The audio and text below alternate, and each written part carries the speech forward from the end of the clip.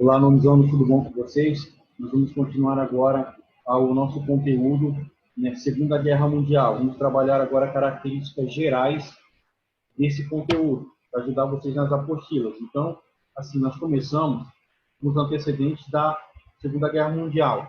O primeiro deles, né, o rompimento que Hitler vai fazer com o Tratado de Versalhes.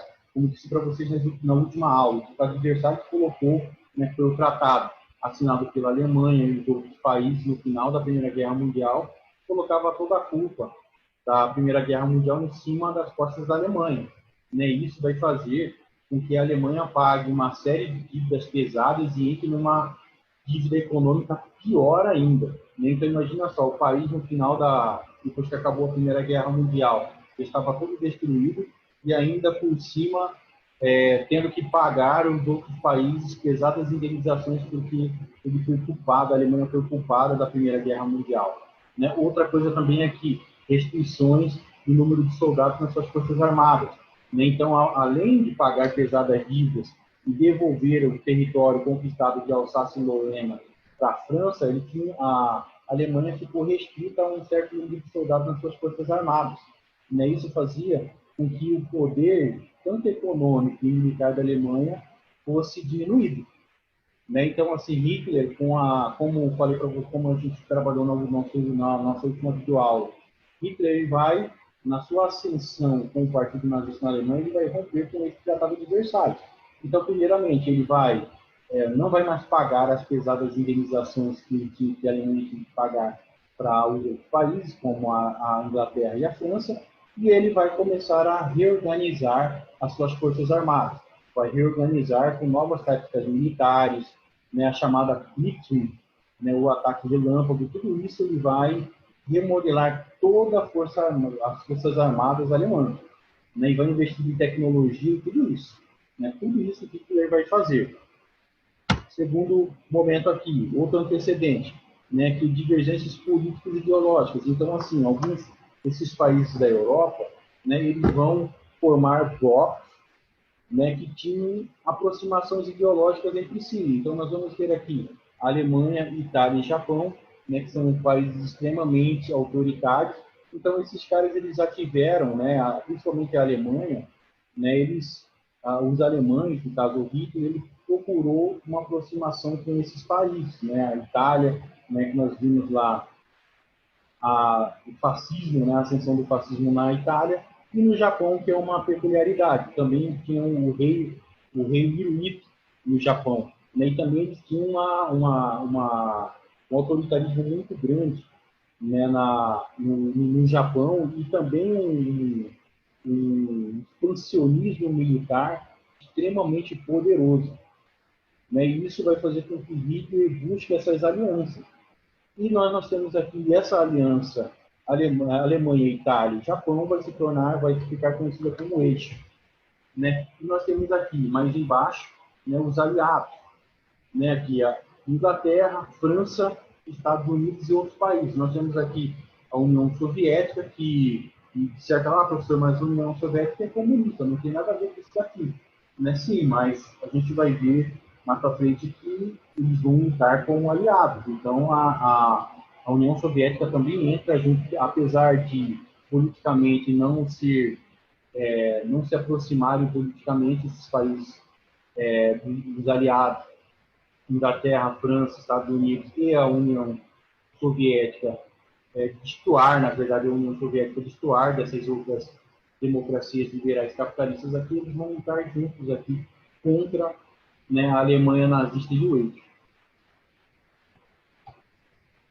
Aqui. E por último, aqui o fracasso da Liga das Nações. Então, a Liga das Nações foi criada, a Liga das Nações é antecedente, aqui é o órgão internacional, né, que antecede o que nós chamamos hoje de Nações Unidas, né, ou a ONU.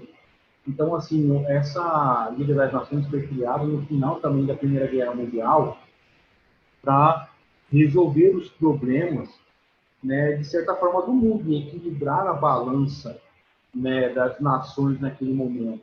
Só que as Ligas das Nações ela não vai conseguir ter esse êxito, Né? Tanto é que a Alemanha ela vai cumprir uma série de acordos internacionais, vai começar também a colocar em prática tudo aquilo que Hitler tinha escrito no Mein Kampf, né? Então, internamente, né, na Europa e internamente, eu vou colocar aqui agora para vocês na Alemanha, Hitler vai colocar uma série de questões para a sua nação e para a Europa. Né? Primeiramente, vai começar a anexar diversas nações, né, na Europa. Um pouquinho, depois eu coloco lá na frente do Japão.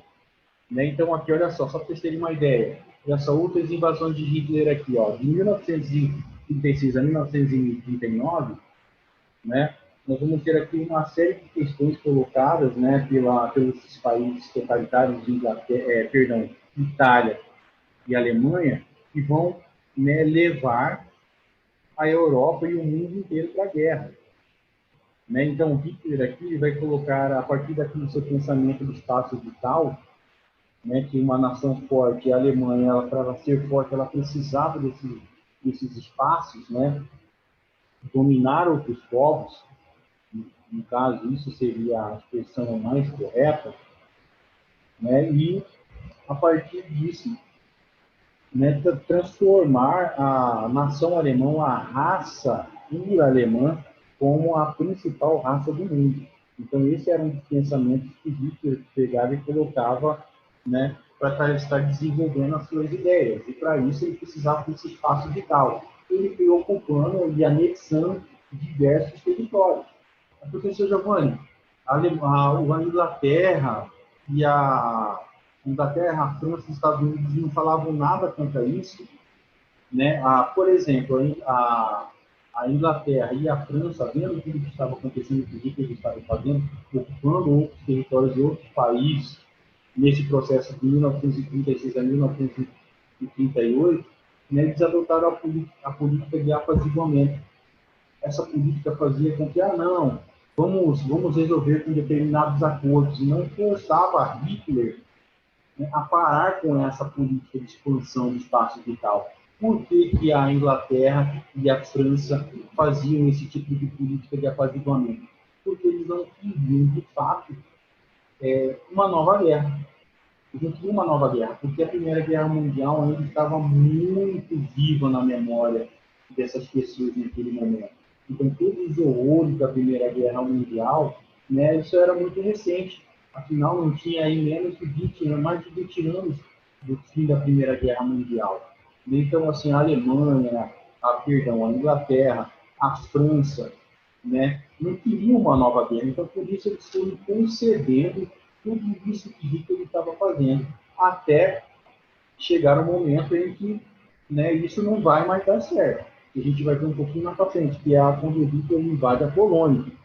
Né? E nesse processo que está acontecendo na Inglaterra, que nós estamos vendo aqui, da ascensão e da anexação, né, de Hitler em relação a outros territórios, o Japão também, aliado de Hitler, também está num processo expansionista nessa região aqui, né, da China, né, na região asiática.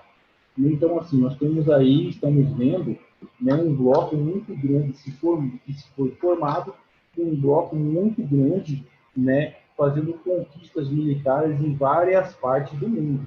Né? Então, nós temos aqui essa região aqui da Ásia, né, e uma parte da Oceania, né, conquistada pelo Japão. Então, Manchúria, que parte da China, Singapura, toda essa região aqui, né, conquistada pelo Japão.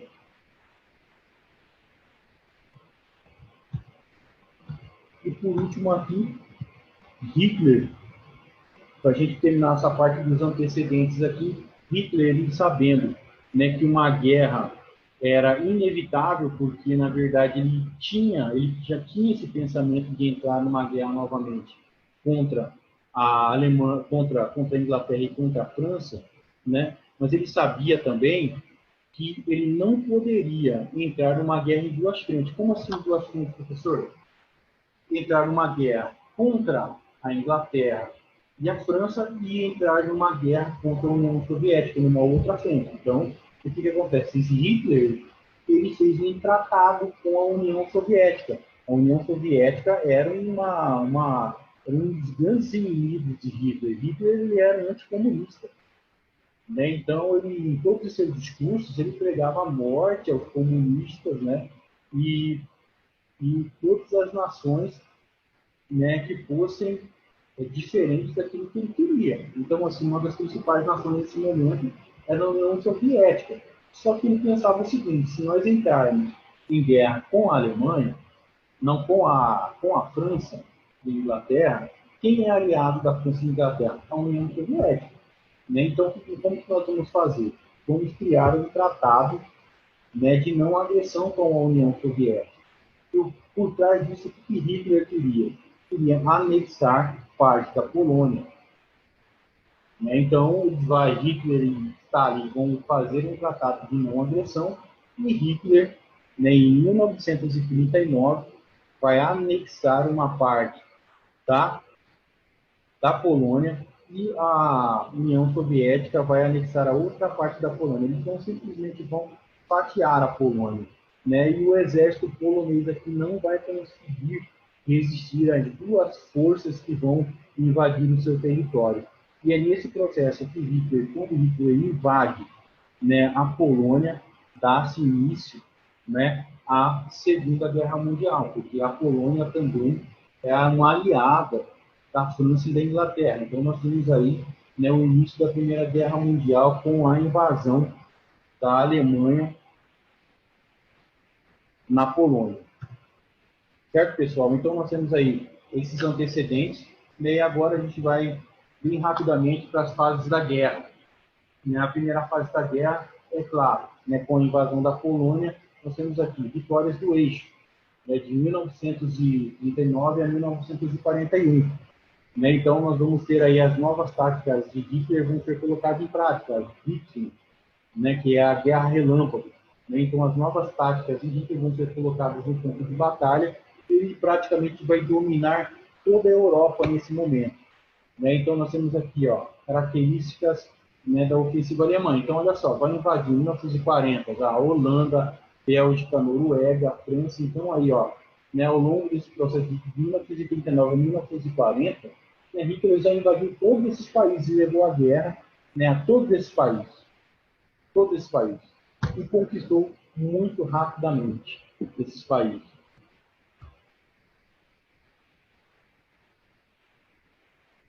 Né? Então, nós temos aqui um bloco formado, como eu já tinha colocado para vocês aqui, né, no último slide, né, blocos em conflito, potências do eixo, né, e potências aliadas. Aqui. Nós temos outra aqui também. As batalhas desse primeiro momento aqui. Né? Então, de 1939 até 1941, né, tanto a Alemanha, a Itália e o Japão, eles vão tomar conta de um território muito vasto, muito vasto. Né? Só que todo esse quadro, né, dessa primeira parte da guerra vai começar a modificar por causa de dois fatores importantes. Né? A primeira deles aqui, que nós vamos iniciar a segunda fase da guerra, né, que é a Operação Barbarossa, onde Hitler, né, vai invadir a União Soviética, mas, professor, ele tinha um pacto de não agressão com o Stalin, tinha, né, só que Hitler não gostava dos soviéticos, não gostava dos comunistas, né? Então, o que ele vai colocar? Ele colocava, na verdade, os comunistas, né, os eslavos, também como povos que deveriam ser dominados. Né? Eram raças, segundo Hitler, né, raças inferiores à Alemanha, à ariana alemã. Então, eu teria que ser dominado também. E fora que Hitler também era inimigo de Stalin. Então, aquela aliança de não agressão naquele primeiro momento era uma aliança extremamente estável. Só que Hitler sabia disso, Stalin estava confiando nessa aliança. E por causa disso, né, Stalin vai, na verdade, ele vai se dar mal nisso, porque Hitler ele colocou uma mega invasão chamada de Operação Barbarossa e vai começar a invadir a União Soviética, né, a ponto de chegar perto de dominar Moscou, a 70 quilômetros de Moscou, a capital, né, da União Soviética. Só que vão acontecer várias situações que vai fazer com que Hitler não consiga seus objetivos, né? Primeiramente, quando Hitler invade a Alemanha, Stalin ele adota a tática da terra arrasada. Né? O que é a terra arrasada, professor? Destrói tudo que está pelo caminho, né? Não deixa nenhum tipo de sofrimento para os alemães. Né? Isso vai gerar uma série de situações dentro do exército alemão, por falta de suprimento, porque imagina só, o território hoje, né? Hoje o território russo é enorme, imagina a logística militar, né? Para o exército alemão. Só para vocês terem uma ideia, o exército alemão invadiu a União Soviética com mais de 3 milhões de soldados. Imagina para alimentar todos esses soldados, combustíveis, né, para os carros e por aí vai. Né? Então, assim, é uma logística enorme. Né? E ainda por cima, Stalin mandou queimar tudo que tinha na terra, né? Justamente para não deixar nada para que esse exército conseguisse se alimentar. Mas isso também vai gerar uma série de situações para o povo, né, soviético naquele momento, que não vai ter o que comer, então vai ter uma grande fome. Isso a gente vê nas próximas aulas. Né?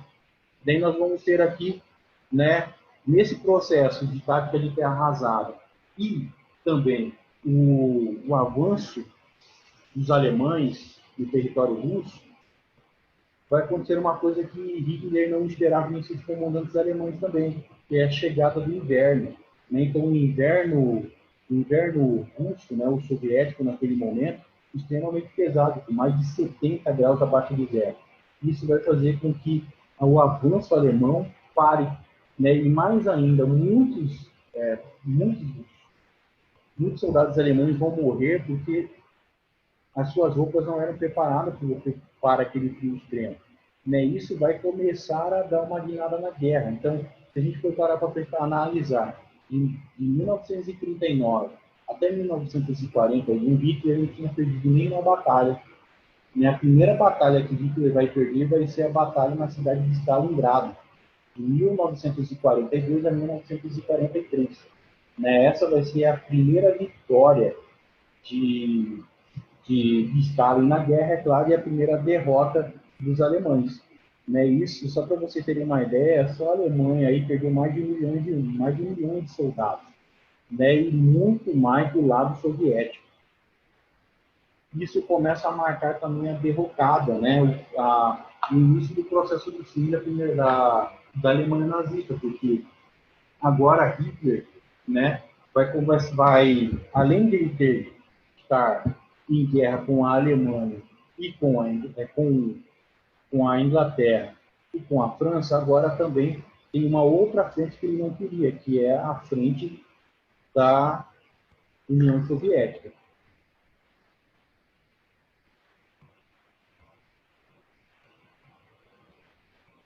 Outro ponto importante aqui que nós temos que colocar é a entrada nessa segunda fase da guerra, que é a entrada dos Estados Unidos na guerra, que é os japoneses, né, atacam a base de Pearl Harbor, né, e por causa disso os Estados Unidos também entram na guerra.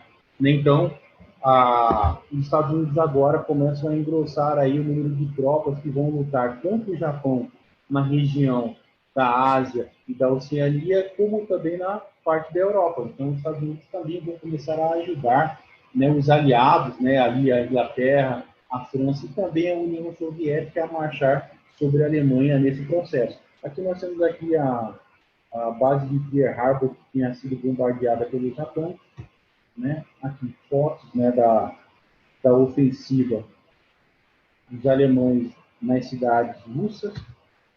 E nós temos aqui também, nesse processo de entrada de várias nações na guerra por causa dos ataques dos alemães, nós temos aqui a entrada do Brasil também, né, na guerra. Então, a Alemanha vai afundar os navios brasileiros na costa, e o Brasil também vai declarar guerra à Alemanha e aos outros países, às outras potências do eixo. Então, o Brasil vai enviar 25 mil soldados para lutar na Itália, né, onde nós temos aqui uma taxa de 556 mortos e 2.000 e tantos feridos, né? a nossa sede, né, os pracinhos do Brasil vão lutar na Segunda Guerra Mundial na Itália e vão ajudar na deposição de Mussolini. Aqui, certo? Né, nós temos aqui algumas imagens, né? E daí nós temos o fim da guerra, que é justamente, né, o dia D, são duas grandes invasões, né? Uma grande invasão que vai acontecer na França, onde os aliados vão começar a abrir uma outra frente de batalha, então a Alemanha vai ter que lutar em duas frentes. Uma parte lutando contra o exército soviético e a outra parte lutando contra o exército dos Estados Unidos, Inglaterra e França. E isso vai levar, né, ao fim da Segunda Guerra Mundial e ao Terceiro Reich de Hitler. Né? Aqui nós temos para a gente terminar a vitória dos aliados, embaixo do dia D, e aqui nós temos a corrida para Berlim. Professor Giovanni, quem é que chegou em Berlim primeiro? Foi a União Soviética. A União Soviética foi o primeiro país na verdade, a chegar em Berlim, né, e tomar Berlim. E nesse processo aqui, há uma bandeira aqui da União Soviética, né, os soviéticos que chegaram em Berlim. Daí nós temos lá no Japão, e no Japão, professor, dos Estados Unidos, lá, o que aconteceu? Né, os Estados Unidos, vendo o tamanho do exército soviético, né, vai fazer o quê, professor? Vai lançar uma bomba lá em Hiroshima e Nagasaki, né, e também vai fazer com que os japoneses entrem, os japoneses peçam rendição, né, e coloca fim de fato a Segunda Guerra Mundial. Mas é importante colocar para vocês aqui que a bomba atômica em si, né, foi justamente já uma medição de força entre o exército americano e o exército soviético de Stalin, porque eles já sabiam que após a Segunda Guerra Mundial, né, possivelmente esses dois exércitos, né, tanto o soviético como o americano, poderiam se chocar, né, gerando uma outra guerra. Né, e isso foi a bomba atômica foi uma demonstração de força, né, dos Estados Unidos em relação ao mundo e também à União Soviética. Né, aqui nós temos aqui os efeitos da bomba atômica, né, aqui no Japão que sobrou. Né, que nós temos uma reunião aqui entre o presidente aqui do Estado e o presidente dos Estados Unidos aqui e o Churchill da Inglaterra. E daí nós temos aqui as consequências. Né, 45 milhões de mortes, né, criação da ONU, União das Nações Unidas, né, e para finalizar nós temos aí o início do nosso próximo conteúdo, que é a Guerra Fria. Tá certo, pessoal? Então é isso daí. Um abraço para todos e boa sorte.